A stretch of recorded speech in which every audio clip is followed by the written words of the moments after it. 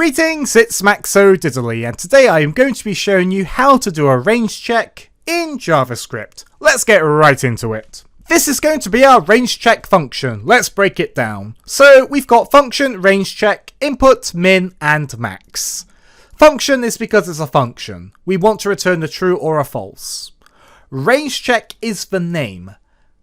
Input is the string we want to check the size of, and to check that it's in a range of 2 values.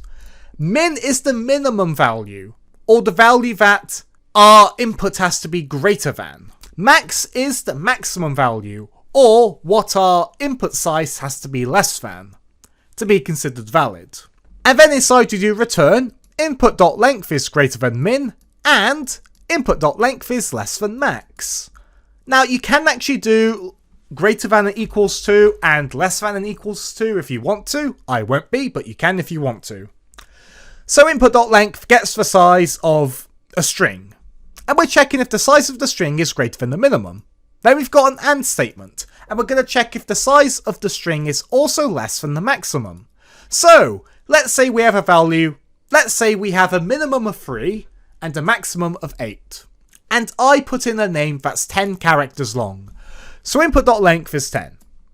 We're checking if 10 is greater than 3. And it is, which is great. However, 10 isn't less than 8. So this is invalid overall. With Boolean algebra, both of these statements have to be true for this overall to be true. So, how do we use it? I'm going to use this in a console log statement, but you can put this wherever you want in your code. You can use this for your server, for your website, for your Unity game, for whatever. But I'm going to put it in a console log statement to make it simple. So we do range check, we put in the string we want to check, the minimum value and the maximum value. One quick thing, I am going to be adding in a function called keep console open.